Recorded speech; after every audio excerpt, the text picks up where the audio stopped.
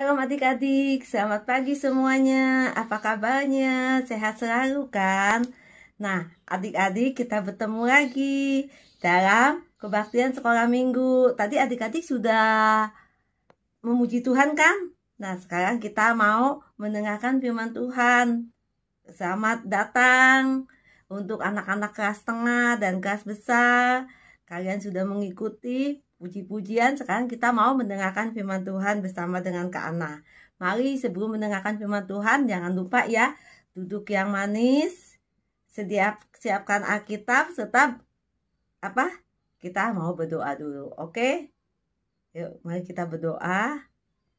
Tuhan Yesus, terima kasih pada pagi hari ini kami dapat memuji membesarkan nama-Mu. Terima kasih Tuhan untuk kesehatan yang Tuhan berikan kepada kami. Tuhan, sekarang kami mau belajar dari firman-Mu dan kami juga mau diajar melalui firman-Mu. Terima kasih Tuhan, terima kasih. Ajar kami untuk menjadi anak yang taat dan dengar-dengaran kepadamu. Terpujilah nama-Mu Tuhan, dalam nama Tuhan Yesus kami berdoa. Amin. Nah, adik-adik, kita minggu kemarin sudah mendengar tentang 10 hukum Allah ya. Kemarin yang ke-9, hukum yang ke-9, sekarang hukum yang ke-10.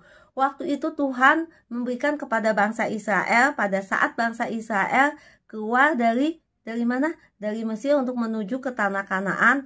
Pada saat di padang gurun Tuhan memberikan 10 hukum Taurat yang harus dilaksanakan. Begitu juga dengan kita ya, kita mau melakukannya. Adik-adik masih ingat nggak 10 hukum itu? Sekarang yang ke-10 yang akan Kak Ana bahas. Coba kita ulangin ya. Pasti masih ingat lah, adik-adik tuh anak yang semuanya pinter-pinter ya. Pasti ingat. Coba kita mulai dari hukum yang pertama. Gampang ya. Jangan ada padamu Allah lain di hadapanku. Yang kedua, jangan buat bagimu patung pahatan atau yang menyerupai apapun juga dan menyembahnya. Yang ketiga apa? Jangan menyebut nama Tuhan Allahmu dengan sembarangan atau sia-sia ya. Yang keempat, ingatlah dan kuduskanlah hari Sabat. Maksudnya hari Sabat itu hari kita berbakti kepada Tuhan ya. Seperti hari Minggu ini adik-adik datang kebaktian, mengikuti kebaktian walaupun secara online. Yang keempat ya, ingatlah dan kuduskanlah hari Sabat. Yang kelima, hormatilah orang tuamu. Hormatilah orang tuamu atau papa mama, kita menjadi anak yang taat ya. Yang keenam apa?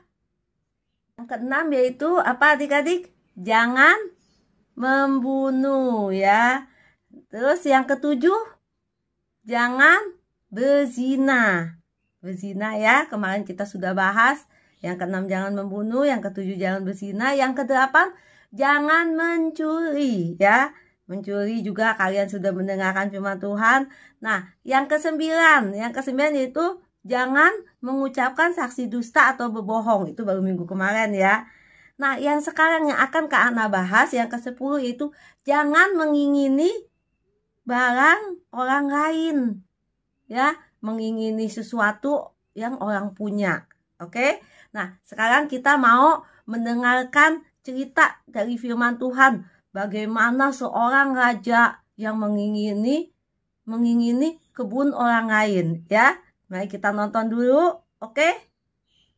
Di sini kita menceritakan tentang Raja Ahab yang serakah walaupun dia punya segala sesuatu, tetapi dia mempunyai keinginan menguasai kebun anggur dari Bapak Nabot.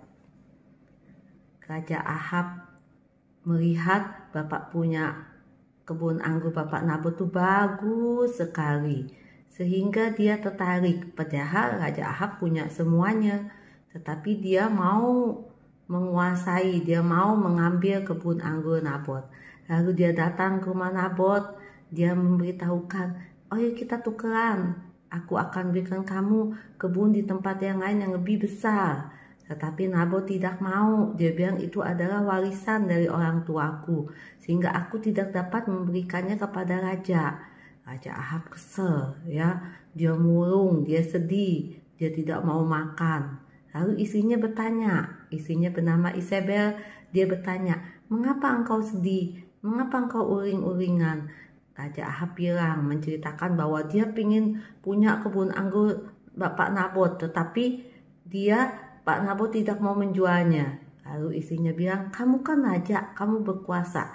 Lalu istrinya mempunyai siasat, dia menulis suatu surat kepada pemuka agama dengan memfitnah Bapak Nabot, sehingga Nabot dihukum dan meninggal, mati. Pada saat itu Raja Ahab sudah menguasai kebun anggur. Sekarang kebun anggur itu sudah dipunyai oleh Raja Ahab karena Nabot sudah meninggal. Dan Raja Ahab memagari semua kebun anggur dari Nabot itu. Dia senang sekali. Tapi dia tidak tahu bahwa yang dilakukannya adalah dosa. Sehingga dia ditegur oleh Nabi Eli. Nabi Elia datang karena dia diutus oleh Tuhan untuk menegur Raja Ahab. Lalu Nabi Elia bilang seperti ini, beginilah firman Tuhan, karena engkau telah berbuat jahat di mata Tuhan, Tuhan akan mendatangkan malapetaka kepadamu. Semua anak laki-laki yang lahir bagimu dan lahir dari keturunanmu akan mati. Dan kepada Isabel Tuhan berfirman, anjing akan memakan mayatmu di luar tembok kota Israel. Nah adik-adik, dari peristiwa ini kita melihat ya, Raja Ahab dan Isabel walaupun dia tidak melakukan sendiri, tetapi dia telah menyuruh orang. Berarti dia yang mempunyai keinginan, terus dia menyuruh orang. Berarti dia juga melakukan kesalahan. Sehingga Allah marah dan Raja Ahab dihukum ya, dihukum keluarganya, semua keluarga Raja Ahab akan mati ya, karena dia telah melanggar 10 dari 10 hukum Allah itu. Nah, adik-adik ada satu kisah, ada seorang anak ya, dia diberikan baju oleh mamanya, si Ika ini, namanya Ika ya, dia diberikan baju oleh mamanya. Tetapi pada saat dia pakai, terus dia melihat temannya juga pakai baju baru juga diberikan oleh orang tuanya. Ika merasa, aduh kok bajunya si Feby lebih bagus ya daripada baju aku. Dia merasa tidak puas, dia tidak sukacita karena dia tidak bersyukur. Harusnya kan dia bersyukur ya, sudah diberikan baju sama mamanya, sama orang tuanya. Tetapi dia melihat, kok baju Feby lebih bagus ya daripada baju aku ya. Sehingga hatinya murung, dia tidak bersukacita, dia tidak bersyukur. Padahal kalau dia bersyukur, dia akan senang. Aduh, terima kasih papa, terima kasih mama, udah beliin aku baju baru. Ya, jangan lihat, aduh kok baju si Feby lebih bagus dari aku ya, baju aku kok kurang bagus begitu. Itu namanya mengingini barang orang lain. Terus hati kita tidak bersukacita, hati kita merenggut. Jelas kan, merenggut ya. Kalau hati kita bersukacita, kita, oh iya terima kasih papa, terima kasih mama, aku telah diberikan baju baru ya. Kita mengucap syukur, terima kasih Tuhan sudah memberkati orang tua saya. Nah itu hati kita bersyukur. Tapi ini dia melihat, aduh kok bajunya si Feby lebih bagus ya daripada baju aku. Berarti tidak mengucap syukur. Pernah adik-adik seperti itu nggak?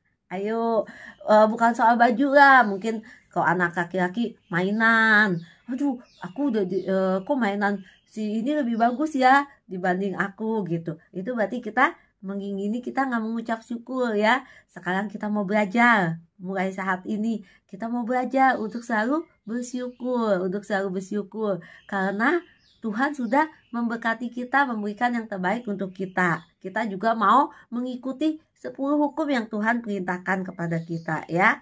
Ingat, hari ini jangan mengingini barang orang lain. Nah, sekarang sebelum menghafal ayat hafalan, karena akan ada satu, adik-adik, ini ada satu penyakit ya, namanya ginpunya. Coba siapa yang bisa atur? Ini kata-katanya terbalik-balik ya. Artinya apa? Penyakit ingin punya. Coba ya kita ambil ya, I-N, ingin punya. Berarti penyakit ini ingin punya. Gejalanya, muka murung, mata rakus, suara keras, perasaan bosan, pikiran iri ya iri hati, lihat baju orang bagus, tidak mengucap syukur, iri hati. Nah, ini namanya penyakit ingin punya. Adik-adik sama seperti Raja Ahab, dia mukanya murung, dia juga rakus pengen kebun anggur Nabot, padahal dia punya segalanya. Ya, obatnya ialah adalah apa? USSASS. Apa itu? Terdapat dalam Efesus 5 ayat 20. U itu ucaplah. Ucaplah ya, kita tulis ya. Ucaplah syukur, syukur, syukur senantiasa. Ucaplah syukur senantiasa atas segala sesuatu dalam nama Tuhan kita Yesus Kristus kepada Allah dan Bapa kita. Nah, adik-adik, tadi kita sudah menghafal ayat dan melihat ya. Jadi kita harus apa? Jangan mempunyai penyakit aku ingin punya ya. Jadi kalau kita sudah kalau kita sudah tidak punya penyakit ingin punya, kita selalu mengucap syukur ya. Kita mengucap syukur atas apa yang Tuhan sudah berikan kepada kita. Mau kan ya adik-adiknya belajar ya. Tapi sebelum kita berdoa, kita ingetin lagi yuk ayat hafalan kita.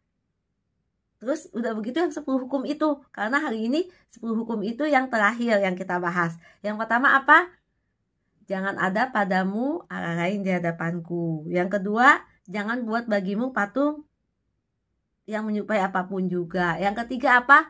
Jangan menyebut nama Tuhan Allahmu dengan sia-sia sembarangan. Yang keempat, ingatlah dan kuduskanlah hari Sabat. Yang kelima, hormatilah orang tuamu. Yang keenam, apa yang keenam? Jangan membunuh. Yang ketujuh, jangan berzina. Yang kedelapan, jangan mencuri.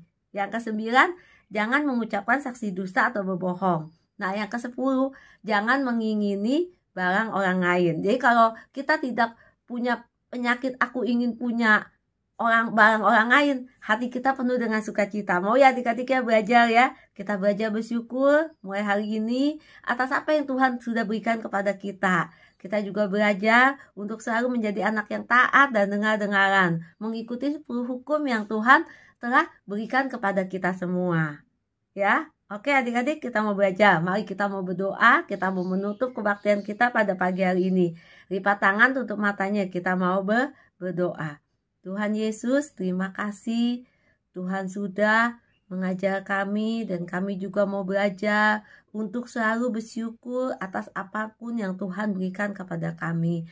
Ampuni kami Tuhan, seringkali mungkin kami mengingini barang orang lain. Seringkali ada iri hati di dalam diri kami. Tuhan tolong kami, ajar kami untuk selalu Tuhan mengucapkan syukur kepadamu, mengingat akan 10 hukum yang Tuhan perintahkan kepada kami. Itu jangan mengingini barang orang lain. Terima kasih Tuhan, terima kasih. Tuhan sudah memberkati kedua orang tua kami. Tuhan juga memberikan kesehatan kepada kami. Ajar kami untuk selalu Tuhan mengikuti perintah-Mu menjadi anak yang taat dan dengar-dengaran. Rajin belajar sebagai tugas kami seorang anak, supaya kami menjadi anak yang pintar dan memuliakan nama Tuhan.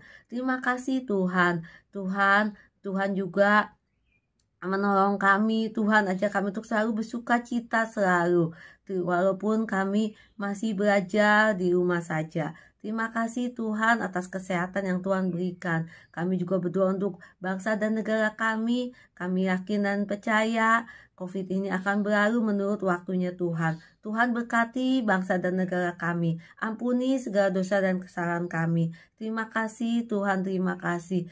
Terpujilah namamu Tuhan. Dalam nama Tuhan Yesus kami berdoa. Amin.